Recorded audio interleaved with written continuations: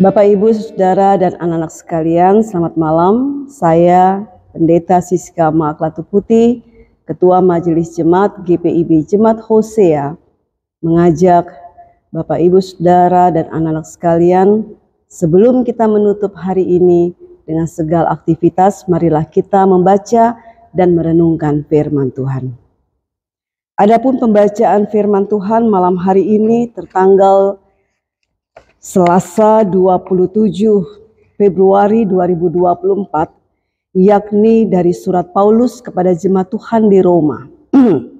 Roma 14 ayat 13 hingga ayatnya yang ke-18. Sebelum kita membaca dan merenungkan firman Tuhan ini, terlebih dahulu mari kita berdoa.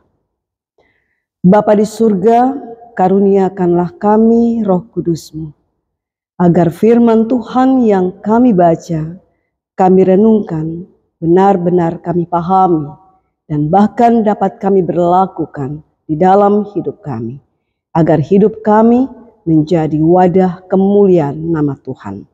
Berfirmanlah ya Bapa, kami siap untuk mendengar dan melakukan firman-Mu. Di dalam nama Tuhan Yesus kami berdoa. Amin.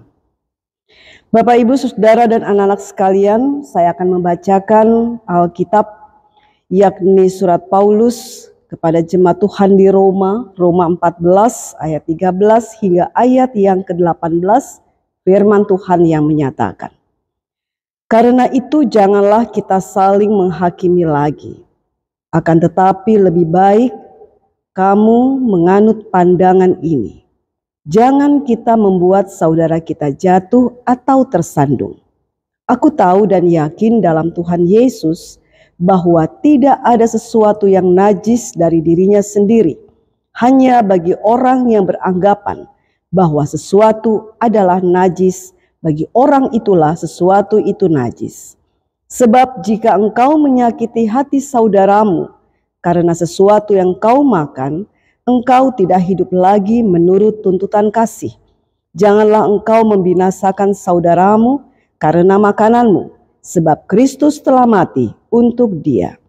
Karena itu jangan biarkan dirimu difitnah tentang apa yang baik padamu, sebab kerajaan Allah bukanlah soal makanan dan minuman, tetapi soal kebenaran, damai sejahtera, dan sukacita dalam Roh Kudus.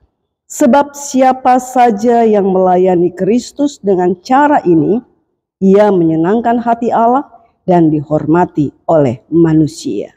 Demikianlah pembacaan Alkitab. Terpujilah Kristus. Hosiana. Ibu dan saudara serta anak-anak sekalian, ada statement yang berbunyi, hidup untuk makan atau makan untuk hidup. Ketika statement ini dipertanyakan kepada kita, apakah yang menjadi jawaban kita? Apakah hidup itu untuk makan ataukah makanan itu untuk hidup? Kita percaya bahwa Allah sumber berkat senantiasa mencurahkan kasih karunia-Nya untuk melengkapi kita di dalam perjalanan menjawab panggilan dan pengutusan Tuhan. Dan makanan adalah salah satu berkat Tuhan. Sehingga dengan makanan kita dapat memiliki kekuatan untuk kita menjawab apa yang Tuhan percayakan. Namun menarik dalam pembacaan Alkitab kita pada malam hari ini, ternyata makanan bukanlah hal yang paling penting di dalam kehidupan kita sebagai orang percaya. Karena Tuhan tidak menghadirkan kita dalam koridor. Pekerjaan Tuhan adalah hanya untuk makan. Tetapi bagaimana hidup kita itu meneladani kasih dan kuasa Allah dimanapun Tuhan tempatkan kita. Paulus mengingatkan, jangan hanya karena hal-hal yang sepele pada akhirnya mengaburkan kasih Allah, damai sejahtera Allah yang sudah Allah berikan sebagai anugerah untuk memperlengkapi kita di dalam menjawab panggilan dan pengutusan Allah. Makanan bukanlah hal yang penting. Yang terpenting adalah bagaimana kita dapat mewujud menyatakan cinta kasih Allah di tengah-tengah kehidupan keluarga, dalam persekutuan gereja, ataupun dalam kehidupan bermasyarakat.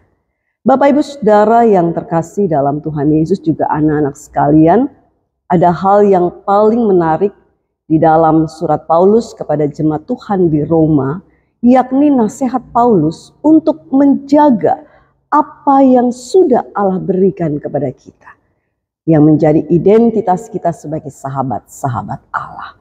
Oleh karena itu, marilah kita wujudkan apa yang menjadi kepercayaan Allah dalam hidup. Bukan karena hal-hal yang sepele, hal-hal yang tidak penting, yang hanya akan mengubur segala kepercayaan Allah di dalam kehidupan kita yang kita lakukan menurut kehendak kedagingan kita. Sebagai saksi Allah, Allah mau supaya lewat hidup kita, kasih dan kuasa Allah, damai sejahtera Allah di tengah-tengah pergulatan hidup ini mampu untuk kita letakkan di tengah-tengah kehidupan orang banyak. Agar melalui hidup kita inilah nama Tuhan Yesus dipermuliakan.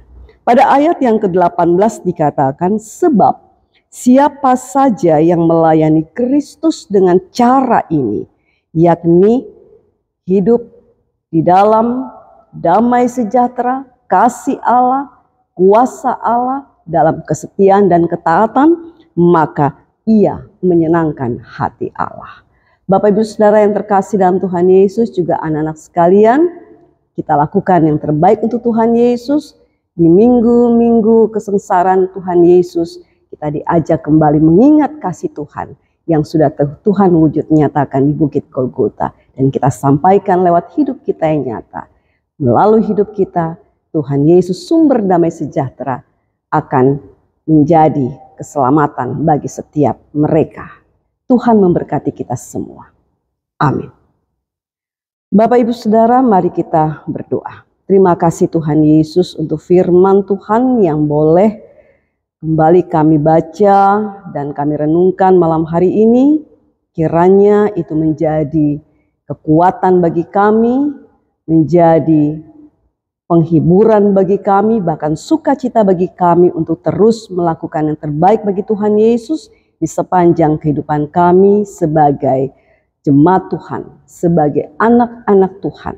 Berikan kami kekuatan, kemampuan senantiasa dan bahkan hikmat Tuhan, agar hidup kami benar-benar menjadi cermin kemuliaan nama Tuhan Yesus. Di dalam nama Tuhan Yesus kami berdoa.